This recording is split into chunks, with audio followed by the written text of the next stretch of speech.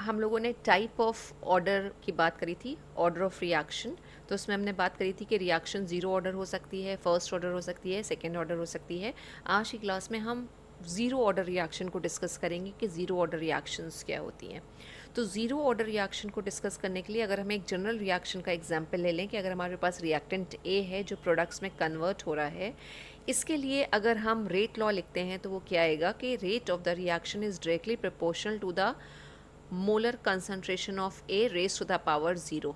मतलब क्या हुआ इसका कि ऐसी सारी केमिकल रिएक्शन जिसमें रेट ऑफ द रिएक्शन जो है वो कंसंट्रेशन टर्म पे डिपेंड नहीं करता है, जो रेट ऑफ द रिएक्शन होगा वो कंसंट्रेशन के साथ वैरी नहीं करेगा, और ऐसी सारी रिएक्शंस को हम बोलते हैं ज़ीरो ऑर्डर रिएक्शन। इसको हम इस तरह से भी डिफाइन कर सकते हैं कि rate of the reaction is directly proportional to the zeroth power of the concentration of the reactant. वही रिप्रेजेंटेशन यहाँ पे किया हुआ है कि rate is proportional to the zeroth power of A, जिसको हम और कैसे लिख सकते हैं, रेट इज इक्वल टू, ये साइन हटाया तो इक्वालिटी का साइन आ गया, इक्वल के और A, then this raise to the power zero. ठीक है, और any number raise to the power is equal to हो जाता है 1, तो रेट हमारा क्या आ जाएगा के। तो जो चीज़ हमने यहाँ डिस्कस करी है उसी को ही हम डेफिनेशन फॉर्म में लिखते हैं कि a reaction is said to be of zero order if rate is independent of the concentration of the reactant. यानी जो रेट ऑफ द रिएक्शन है वो कंसंट्रेशन पे डिपेंड नहीं कर रहा है। और यहाँ पे एक सेकेंड लाइन लिखी हुई है कि all those reactions in which the rate of the reaction does not very with concentration. Concentration को चेंज करने से rate of the reaction change नहीं होगा। और ऐसी सारी केमिकल रिएक्शन, कई सारे एग्जाम्पल्स हमारे पास इसके हैं, ऐसी सारी केमिकल रिएक्शंस को हम बोलते हैं zero order reaction. Important topic है आपका, कभी कभी बिल्कुल ऐसे ही आ जाता है, as it is write a short note या explain zero order reaction and give one example. तो आपको एग्जाम्पल के साथ बताना है, और एग्जाम्पल अभी हम डिस्कस करेंगे। फोटोकेमिकल रिएक्शंस इसका सबसे अच्छा एग्जाम्पल कहलाता है ज़ीरो ऑर्डर रिएक्शन का। एग्जाम्पल डिस्कस करने से पहले हम ज़ीरो ऑर्डर रिएक्शन और इसी के साथ साथ आगे की क्लास में हम फर्स्ट ऑर्डर रिएक्शन के लिए भी इंटीग्रेटेड रेट इक्वेशन लिखना सीखेंगे, क्योंकि मोस्टली आपके न्यूमेरिकल आते हैं इससे इंटीग्रेटेड रेट इक्वेशन से। तो अभी जो हम बात कर रहे हैं वो हम ज़ीरो ऑर्डर रिएक्शंस के इंटीग्रेटेड रेट इक्वेशन की बात कर रहे हैं। अब ये इंटीग्रेटेड रेट इक्वेशन क्या है, इंटीग्रेशन जो मैथमेटिक्स का एक टॉपिक है। तो जब हम इंटीग्रेटेड रेट इक्वेशन की बात करते हैं तो हम इसको बोलते हैं द मैथमेटिकल एक्सप्रेशन है which gives the relationship between किसके किसके बीच में, हम लोग रेट ऑफ द रिएक्शन की बात कर रहे हैं और कंसंट्रेशन को हम देख रहे हैं, तो between rate of the reaction and the molar concentration of the reactant. उसी को ही हम बोलते हैं integrated rate expression, integrated rate equation या फिर डिफरेंशियल रेट इक्वेशन, क्योंकि जो डेरिवेशन आई है वो डिफरेंशियल से ही इसकी डेरिवेशन आई है। तो अभी हम डेरिवेशन की बात कर लेंगे, क्योंकि डेरिवेशन बहुत ज़्यादा कॉम्प्लिकेटेड नहीं है ज़ीरो ऑर्डर रिएक्शन के लिए, लेकिन आपको सिर्फ फॉर्मूला लर्न करना है, क्योंकि डायरेक्ट न्यूमेरिकल आता है और न्यूमेरिकल में हमें सिर्फ फॉर्मूला ही अप्लाई करना है। फिजिक्स की तरह डेरिवेशंस यहाँ पे कोई भी नहीं है केमिस्ट्री में। ठीक है, तो फर्स्ट ऑर्डर रिएक्शन के लिए जब हम इंटीग्रेटेड रेट इक्वेशन लिखेंगे तो भी हम फॉर्मूला पे ही फोकस करेंगे, और ज़ीरो ऑर्डर के लिए भी। अभी हम ज़ीरो ऑर्डर का थोड़ा सा डेरिवेशन समझ लेते हैं, उसके बाद हम इक्वेशन पे पहुंचेंगे। हम फिर से वही जनरल इक्वेशन ले लेते हैं कि अगर हमारे पास ए रिएक्टेंट है और वो प्रोडक्ट्स में कन्वर्ट हो रहा है, राइट, तो हमने लिख लिया A is converting into products. अब अभी हम ज़ीरो ऑर्डर रिएक्शन की बात कर रहे हैं, तो ज़ीरो ऑर्डर रिएक्शन के लिए रेट लॉ क्या आएगा, फॉर ज़ीरो ऑर्डर रिएक्शन हमने क्या कहा था ज़ीरो ऑर्डर रिएक्शन के लिए कि रेट इज इक्वल टू क्या आ रहा है, के, और जो भी हमारा रिएक्टेंट है उसका molar concentration raise to the zeroth power. ठीक है, इंडिपेंडेंट दिखाना है कि कंसंट्रेशन पे डिपेंड नहीं कर रहा है, तो rate is equal to this आ गया, राइट। और अब आगे प्रोसीड करने से पहले अगर हम इसको नंबरिंग कर लें, ये इक्वेशन 1 हम बोल देते हैं, ये इक्वेशन 2 हमने बोल दी, राइट। अब अगर इक्वेशन 1 के लिए हम इंस्टेंटेनियस रेट ऑफ रिएक्शन लिख रहे हैं फॉर इक्वेशन 1, और हम इंस्टेंटेनियस की बात कर रहे हैं, इंस्टेंटेनियस रेट ऑफ रिएक्शन हम शॉर्ट में लिख लेते हैं, rate of reaction is equal to क्या हो जाएगा जब हम बात करेंगे, change in the concentration per unit time होता है, राइट। तो माइनस और डी, और रिएक्टेंट हमारा क्या है, दिस, डिक्रीज होगा कंसंट्रेशन इसलिए माइनस का साइन लगाया है, अपॉन डी टी। डिफरेंशियल में आ गया हमारा instantaneous rate of the reaction. इसको हम इक्वेशन 3 कर देते हैं। 3 इक्वेशन हमारे पास हो गई। अब हमें सिंपली ये करना है कि इक्वेशन 2 और इक्वेशन 3 को हमें इक्वेट करना है। हमने रेट की जो ये वैल्यू निकाली है हम इसको इक्वेट करके लिख लेते हैं। तो इक्वेट करने के लिए हमने लिखा यहाँ पे इक्वेटिंग 2 and 3। जब हम इसको इक्वेट कर रहे हैं तो हमारे पास ये हो जाएगा माइनस डी और A upon D T is equal to, यहाँ से ये वैल्यू ली हमने के और ए, राइट। और हम इसको कैसे लिख सकते हैं, और minus D A upon D T is equal to k बराबर हो जाएगा, क्योंकि ये A raise to the power 0 जो है that will be equal to 1, right. तो ये हमारे पास आ गया। अब हम, और we can write D A is equal to minus और के और डी टी, राइट।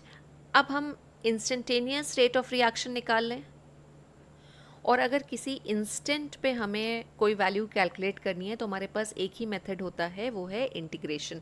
तो हम क्या करेंगे, यहाँ पर हम इस इक्वेशन को बोल देते हैं इक्वेशन 4।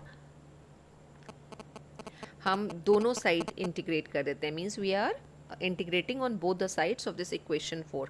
तो we will get this dA is equal to minus और k और dt, ठीक है। Again I am telling you कि देयर इज़ नो नीड कि आप डेरिवेशन में जाइए, डेरिवेशन को लर्न करिए, बट सिर्फ अंडरस्टैंडिंग के लिए हम इन सब चीज़ों की बात कर रहे हैं। ये आ गया हमारे पास। अब आगे हम स्टार्ट करते हैं, आगे क्या बात हो रही है, ठीक। अब हमारी रिएक्शन जब स्टार्ट बिल्कुल हम करने वाले हैं, यानी इनिशियल टाइम की हम बात कर रहे हैं, तो अगर इनिशियल टाइम हम ले रहे हैं, इनिशियल टाइम जिसको हमने बोल दिया t, वो अगर 0 है, रिएक्शन शुरू ही नहीं हुई है, और इनिशियल कंसंट्रेशन जो होगा, जो a हमने यहाँ रिएक्शन ली थी उसमें जो a का इनिशियल कंसंट्रेशन है हम उसको बोल देते हैं A0, ये इनिशियल कंसंट्रेशन हो गया, राइट। अब अगर हम बात करें कि रिएक्शन प्रोसीड हो गई और आफ्टर टाइम t, तो आफ्टर टाइम t जो भी टाइम आएगा उसको हम ले रहे हैं t, ठीक है। और फाइनल कंसंट्रेशन क्या हो जाएगा भाई, हमारे रिएक्टेंट जो है वो कुछ ना कुछ कंज्यूम हो जाएंगे, कंसंट्रेशन कम हो जाएगा और हमारे पास फाइनल कंसंट्रेशन बचेगा। तो फाइनल कंसंट्रेशन को हम बोल देते हैं, वो आ रहा है ए, ये फाइनल कंसंट्रेशन है, राइट। तो A0 क्या है, initial concentration of reactant A, and A क्या है, फाइनल कंसंट्रेशन ऑफ A। अब इंटीग्रेशन को सॉल्व करना हो तो यू नो कि हमें लिमिट्स चाहिए होती हैं, और हमें यहाँ पे हमारी लिमिट्स मिल गई। तो ये जो हमारे पास इक्वेशन आई थी इसको हम इक्वेशन 5 बोल देते हैं। तो इक्वेशन 5 में अगर हम अब लिमिट्स रखें तो ये इक्वेशन कैसी हो जाएगी हमारी, dA, राइट। और लिमिट हमारी क्या हो गई, ये A और ये A0। फाइनल कंसंट्रेशन को अपर लिमिट ले लिया है, इनिशियल कंसंट्रेशन को लोअर लिमिट ले लिया है, दैट विल बी दिस। इसी तरह से जो हमारा फाइनल टाइम था उसको हम अपर लिमिट ले लेते हैं, और जो हमारा इनिशियल टाइम था उसको हम लोअर लिमिट ले लेते हैं, और ये हो जाएगा के डी टी, ठीक है। यहाँ तक हमारी बात हो गई। ये क्या रिप्रेजेंट कर रहा है कि हम लोअर लिमिट से अपर लिमिट के चल रहे हैं। अब हम इंटीग्रेशन को सॉल्व करें, ठीक है। और अगर हम इसको सॉल्व करेंगे तो हमारे पास वैल्यू आ जाएगी a, और हमारी लिमिट्स आ जाएंगी। लिमिट्स क्या है, ये यहाँ नहीं होगा, ये यहाँ पे होगा, दिस एंड दिस, राइट। और माइनस के, और ये आ जाएगा हमारा t, और लोअर लिमिट क्या थी 0, और अपर लिमिट क्या थी t। अब ब्रैकेट को ओपन करने के लिए हम लिमिट को सब्स्टिट्यूट कर देंगे, और हमारे पास क्या आ जाएगा, a minus A0 is equal to minus k t minus 0। और हम इसको कैसे लिख सकते हैं, a minus A0 is equal to minus k T, और a is equal to A0 minus k T, ठीक है। ये भी हो गया, या फिर के टर्म में अगर हमें लिखना हो तो क्या हो जाएगा, k is equal to A naught minus A upon T. ठीक है, ये यहाँ पे क्या है, इनिशियल कंसंट्रेशन, ये क्या है यहाँ पे फाइनल कंसंट्रेशन, और टी क्या है, जिस पॉइंट पे हमने कैलकुलेशंस किए हैं वो हमारा टी आ जाएगा, राइट। और के क्या है, रेट कांस्टेंट। ठीक है, अब अगर हम मान के चलें कि इनिशियल कंसंट्रेशन जो हमने कहा था, इनिशियल कंसंट्रेशन जिसको हमने ए नॉट लिया था, इनिशियल कंसंट्रेशन अगर हमारे पास ए मोल पर लीटर है, राइट, और किसी भी पॉइंट पे अगर हम बात कर रहे हैं, एट एनी पॉइंट या एट एनी टाइम, ठीक है, कंसंट्रेशन जो हो जाएगा, कंसंट्रेशन जो होगा वो हो जाएगा ए माइनस एक्स मोल पर लीटर। ठीक है, एक्स मोल उसमें से कंज्यूम हो जाएंगे तो हमारे पास कंसंट्रेशन कितना बचेगा, ए माइनस एक्स आएगा। तो हम कैसे लिख सकते हैं, इक्वेशन की नंबरिंग कर लेते हैं, दिस इज इक्वेशन 6, और इसको अगर हम, वैसे सेम है लेकिन फिर भी हमने इक्वेशन 7 कर दिया, तो equation 7 can be written as k is equal to, और ए नॉट जो हमने लिया था उसकी जगह हम ए लिख देते हैं, माइनस, और ए जो था हमारा फाइनल कंसंट्रेशन की जो हमने बात करी थी वो था ए माइनस एक्स, वो आ गया, अपॉन टी आ गया। अब इसको अगर हम सॉल्व करेंगे तो हमारे पास आ जाएगा, ये प्लस ए है माइनस ए है, कैंसिल हो जाएगा, माइनस और माइनस एक्स क्या हो जाएंगे, प्लस में हो जाएंगे, minus minus plus, plus X आ जाएगा, और तो ये इस तरह से भी निकल के आ गया। यहाँ पे x क्या है, x is the concentration of the reactant reacted in time t, right. तो ये आ गया आपके पास जो हमने स्टार्ट किया था, integrated rate equation for zero order reaction, either this way और दिस वे। ठीक है, अब इतनी मेहनत तो हमने कर ली है सिर्फ समझने के लिए, फर्स्ट ऑर्डर में हम इतना मेहनत नहीं करेंगे, ये इंटीग्रेशन वगैरह नहीं समझेंगे, हम सीधे इक्वेशन की बात करेंगे। यहाँ पे हमने थोड़ा ड्राइव करके समझने की कोशिश कर ली कि किस तरह से ये इंटीग्रेटेड रेट इक्वेशन निकलती हैं। जीरो ऑर्डर रिएक्शन में एक और टॉपिक है half life period.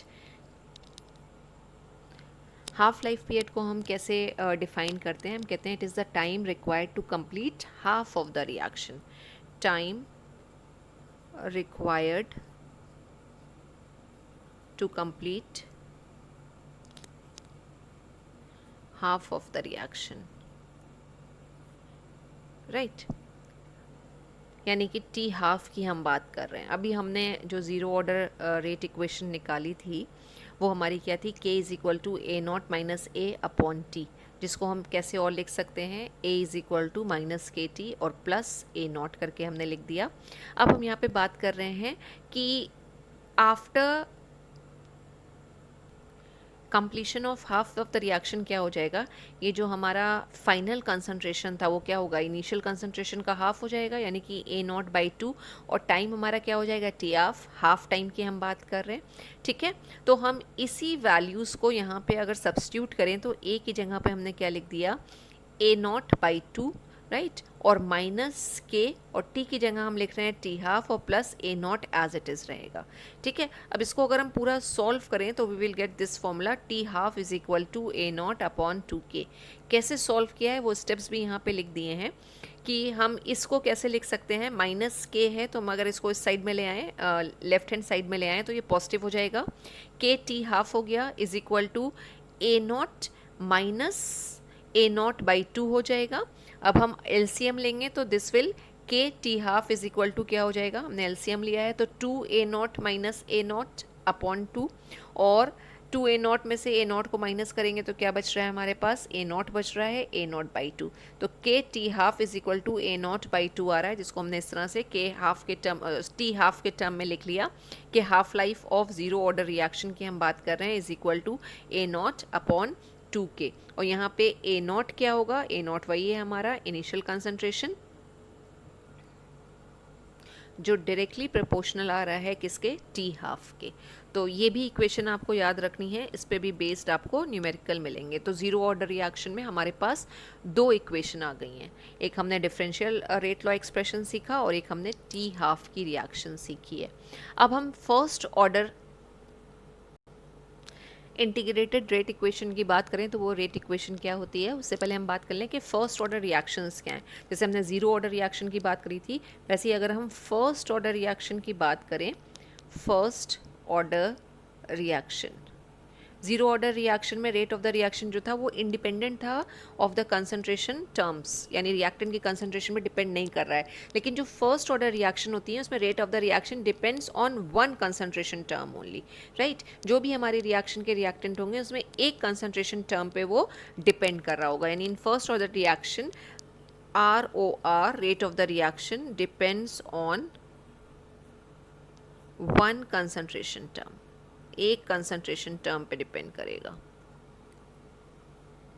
It means अगर हमारे पास कोई एक ये रिएक्शन है, A प्लस बी, दो रिएक्टेंट्स लिए हमने और वो प्रोडक्ट्स में कन्वर्ट हो रहे हैं, तो अगर हम फर्स्ट ऑर्डर रिएक्शन की बात कर रहे हैं तो रेट ऑफ रिएक्शन जो है आइदर डायरेक्टली प्रोपोर्शनल होगा to the concentration of A, या फिर rate of the reaction will be directly proportional to the concentration of B।